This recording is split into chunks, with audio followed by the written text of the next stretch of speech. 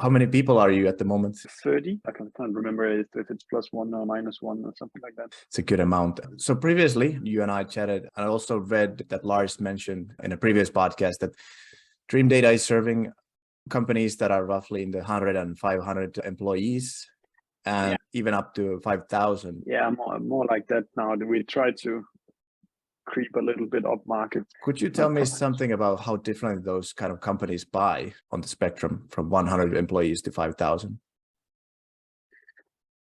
I think there's a kind of a shift from when you're in the smaller S&B spectra. People, they care about whether your product integrates with the right data sources, and they care about if it's a good product.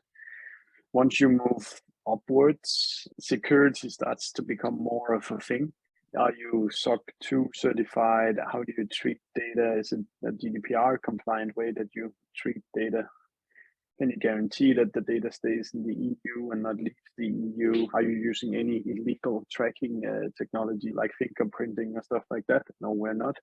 But so like the bigger the companies, the more compliance and security is my feeling that you see. But hopefully there are also, the deal size will also be larger and more attractive. And sometimes they can actually make quicker decisions because what we're asking for our product is not crazy amounts for them. Have you seen any kind of cutoff point where companies start actually paying more attention to security and compliance? No, not like really, but yeah, above 500, I would say, is like my gut feeling about it.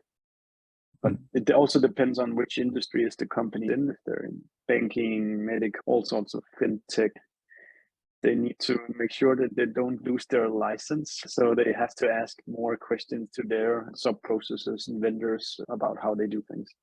And for these, let's say, two types of different customer journeys, what kind of role does your website play in that? The way I look at marketing is that your website should be the center of all your activities. So it's very important in all instances. We run an inbound model. So it means that pretty much like above 90% of all deals created, deals won, go through the website. So it's extremely important for us. So even the enterprise companies, they go through your website and sign up? Yeah, that's how we go to market. We don't do any outbound right now. If you can call being active on LinkedIn an outbound method, we do that. But it's not like we have BDRs calling and chasing people that has not been asked to receive phone calls. Have you seen any kind of differences in the types of companies that maybe book a demo and some companies that sign up for your freemium product? Yeah, that we have seen for sure. The bigger companies tend to need a demo call or two before that they can go ahead and sign up. Whereas the smaller companies, they can use the free model where they just, let's just sign up, connect our data and see how it works. Whereas, as I said before, if you're bigger, you need to be careful about who you share your sensible data with. So they typically go through a round of calls before they connect their CRM or automation system. It's an interesting point of perspective because you previously mentioned that you also have this PLG motion. So what I'm hearing is that PLG might be more suitable for smaller companies where they can connect their data sources directly into your products, and then bigger companies might not be able to fit in that PLG motion because they have to take care of the security and compliance things first before trying out the product. I think it's definitely a discussion worth having, whether that's true or not. I think you can have enough. I think you can actually have enough security certificates on your website for PLG to work fine for large companies, but they would always know that they would need to see, okay, SOC 2, Gdpr, where do they store data? So I think you do a really well-written, well-created security page, then they might be just fine by using a free model. Companies like Segment and High Touch, they do PLG just fine to enterprises as well. So there is a path for sure, but I think overall, as a general trend, I think larger enterprises do like to speak to somebody before they buy, but maybe it's also about where you are as a company. Like we're just 3-4 years old. I'm sure Microsoft has some PLG products that people trust just fine because the brand is so established that they don't have to question whether it can be trusted or not.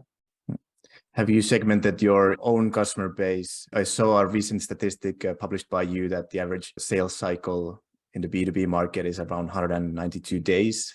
And have you seen any difference in that when it comes to smaller companies and bigger companies? Yeah, so now I'm trying to recall how our own Dreamdata account looks. I think it's something where the mid-size to large companies, their customer journey is actually the same length, though the large companies tend to have larger deal size. So that's quite interesting, which also indicates it should be possible to move up market, because if it takes the same time, but the deal size is larger, then that's attractive. And then the classical small and medium-sized businesses typically move quite fast. And you previously mentioned that in a previous podcast that you would like your website to answer any questions that the customer might have. Yeah. Do you see website personalization solving that kind of problem for Dreamdata or for other companies? So we haven't been doing much personalization yet. It's been more centered around defining an ideal customer profile for us and think through who at our ideal customer profile company, who would be the team that would normally be involved in the buying journey. So for us, it's typically different kinds of marketers, some ops and data people. Then they might have some security people. Maybe there's a legal department that needs to read through the data processing agreement. And then there's maybe a CFO or a CEO who needs to sign the contract. And we try to think through all these personas and make sure that there's content that pleases all of them. How do you approach creating content at Dreamdata? I know you publish a lot on LinkedIn, but how does your content team work? So it's very much listening to market feedback. So what are prospects saying on calls with the sales people? What are our customers asking for? I try to always think about it's kind of the one-to-one communication that we have with potential customers and customers are kind of a key ingredient. And then as a marketer, you need to think about, is there a one-to-many answer that we can give here? So if the same questions get asked 2-3 times, then you probably should be thinking about creating a great piece of content that can preempt this question in the future, or at least allow the salespeople to say, great question. We have an article right here that addresses this question, and have a look at that. It sounds like you're producing a lot of very bottom of the funnel content. How do you think about top of the funnel content? How does it fit your strategy? It basically doesn't, because of experience, but also we can see across many different accounts that what might create a lot of visitors on your website does not equal that it's worth anything for your company, because it doesn't create deals or deals that you win. So I think more about top of funnel as doing kind of thought leadership pieces. So what I had in mind, what I said before, is you go to a search engine tool. We use Ahrefs, and then you find the keyword that has the most searches. But typically there's such a weak intent in those ones. So instead we try to write thought leadership pieces relevant to our ideal customer profile. So for example, you mentioned these benchmarks that we released earlier this year. That's because we found it interesting to look at what is actually the average customer journey that we're dealing with here. And if we find that interesting, then other companies like us would also find it interesting. It could also be like with business challenges that we face, because then probably other companies face it. So this week we released a piece we've learned about churn prevention and churn prediction. So we kind of share our learning experience with companies similar to us. Now, hopefully that content resonates.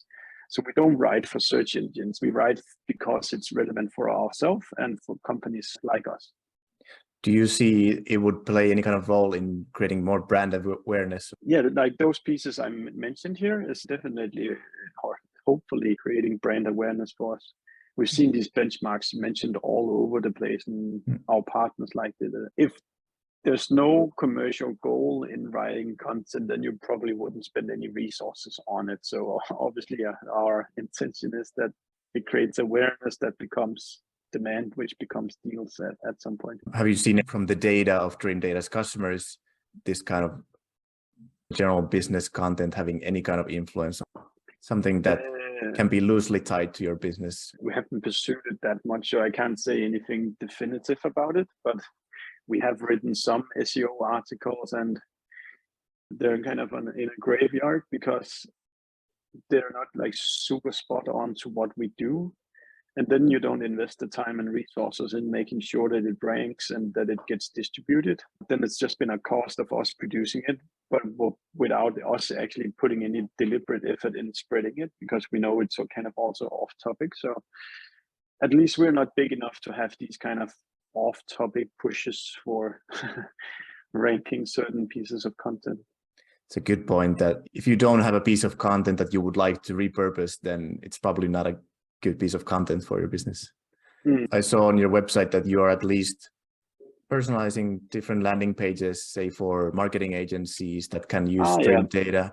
How do you approach personalization? Have you done anything? You mentioned you don't do outbound, so that's not really applicable. So we do, to the typical personas we meet, we try to make sure that we do have content that addresses all of them. So I didn't think about it as, I think when you say personalization, I think more like a one-on-one personalization, but overall we're trying to read the landscape of who are we dealing with and make sure that the website reflects this. So a good example is that a couple of years back, we didn't transparently show how our data model works. And then we would only be speaking to the marketer, although there would always be a data person that would need to make sure we're not just shitting here. So we developed this very transparent illustration of how our data platform works. And now when a data person then comes in, he can see, okay, they extract data, then they transform it, and then they deliver the product. And that's an example. We kept seeing these data people in the sales process, and then we developed content to sort of make them trust us as well. What about on the product side?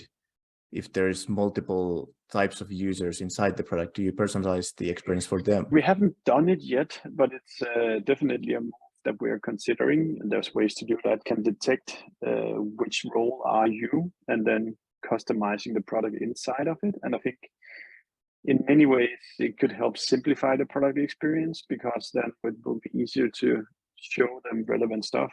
And that is a like core challenge of a product like Dreamdata, is that it's such a wide range of users, from people who spend money on ads to content people to CMOs, CFOs, CEOs, etc. And kind of all of them needs to be catered to. And at some point, we probably will need to personalize it a bit more based on roles. I previously talked with Lars about your website, and I noticed that you're on Squarespace. Yeah. Have you seen, or do you expect to renew the website at some point to maybe some other platform? So I think the reason why we're on Space is that it's so damn easy to use for everybody. So we don't get locked down by us needing engineering resources for anything. And I think this enables us to execute very, very fast. If we were to go with anything that just needed the slightest of HTML, things would move a lot slower. So as long as we can delay that, we'll do that. I know it's not the hip tech thing to do, but it's very easy to keep executing stuff on Squarespace. It's not to say that we're not going to change in the future, but as you know, in a startup, speed just matters much more than being technically cool or something like that. That's for sure. There is something kind of funny I've run into as well in that category, which is marketers tell us that, hey, I can change anything on my website with this tool. We have a custom website. Can I just change things without personalization? You know, is that possible? And it's kind of an interesting value proposition as well. Change anything on your current website without needing any code. Shifting back the conversation a little bit to marketing and to marketing qualified leads, especially. How do you think about tools that promise you more conversions? Do you think it dilutes the quality of the marketing qualified leads, or how do you think about that in general? Good question. I have not considered that. So I care would almost say I care deeply about marketing qualified leads, because in many ways, as a CMO, this is one of the main things that you are to deliver to your company. And then I try to take is to really underline that we're talking about qualified leads here.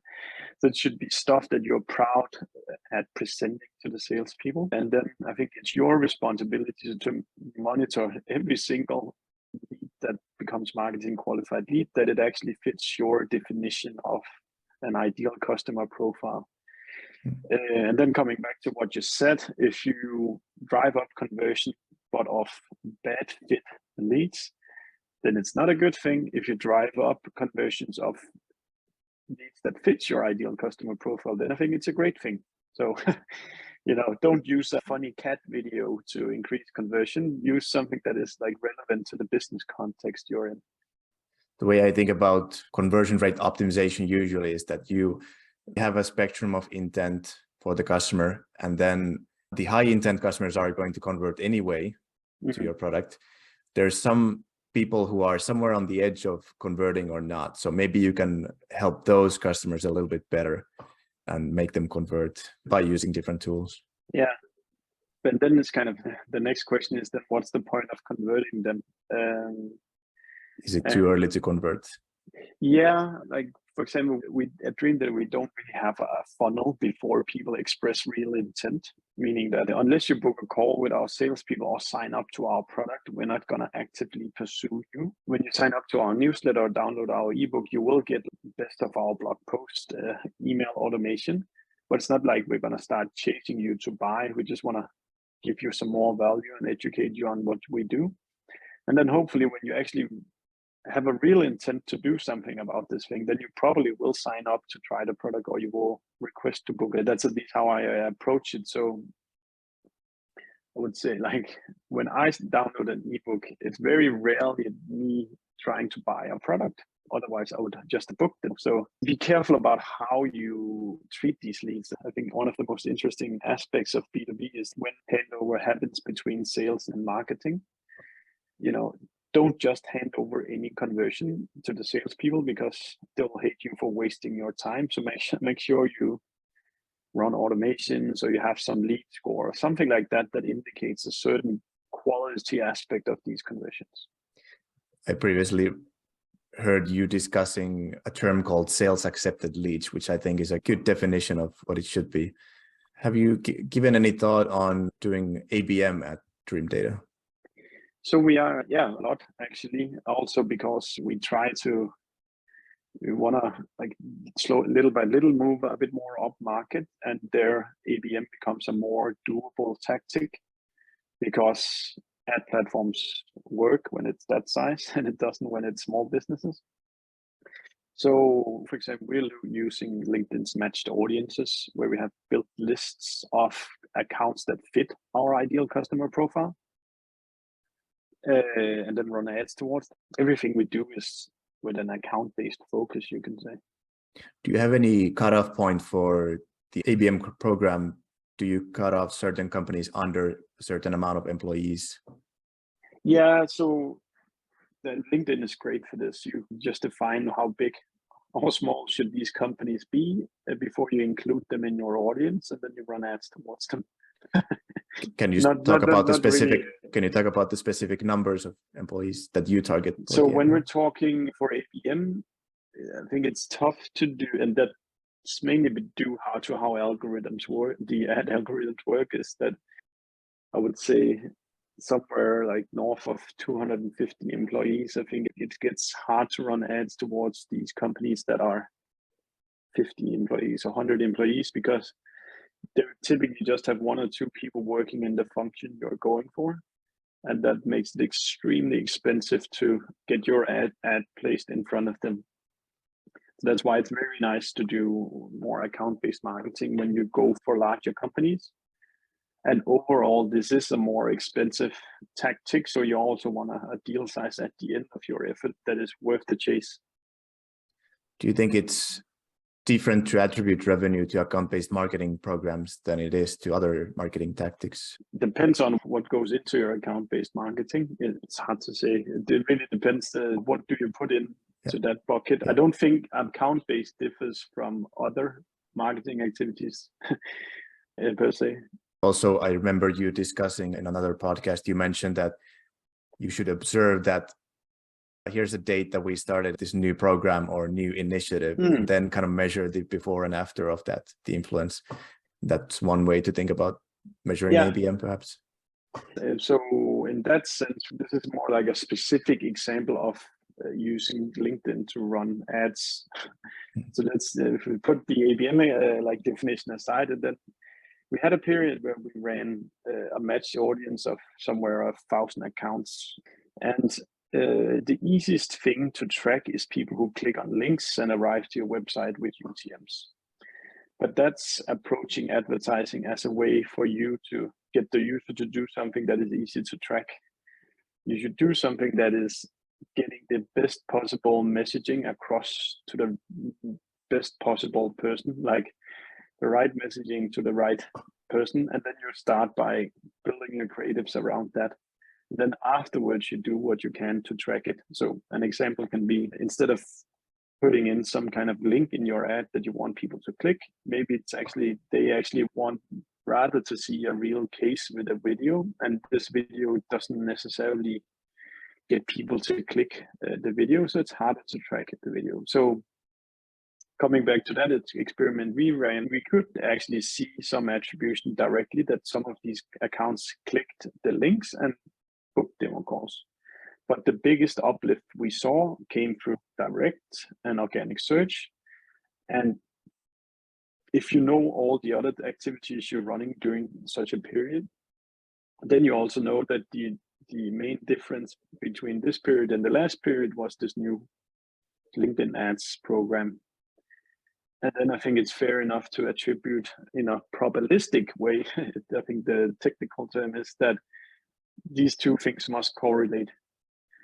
So typically in attribution, you talk about deterministic or probabilistic, and deterministic is this person clicked this link, therefore he is part of, you can do attribution to it, or probabilistic, then you guess the correlation. And in this case, we had to kind of correlate more than we could deterministically say. I think you called it common sense as well in some of the podcasts.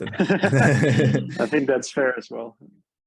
I think particularly related to what you do at Market Tailor, don't just think about conversions for the sake of conversions. Make sure that the conversions you do generate then has a strong intent, or if they don't have a strong intent, make sure not to just throw them at the salespeople, because then the salespeople are going to get angry.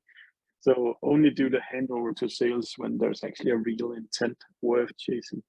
We also have this product-led growth motion taking place where we have a freemium product, and our salespeople basically look at those signups and determine based on the email address of the signup whether this is worth contacting or not. Yeah, exactly. It's a bit different when the signup comes from some other channel, for example, some newsletter. Then it can be difficult if the salesperson doesn't see it.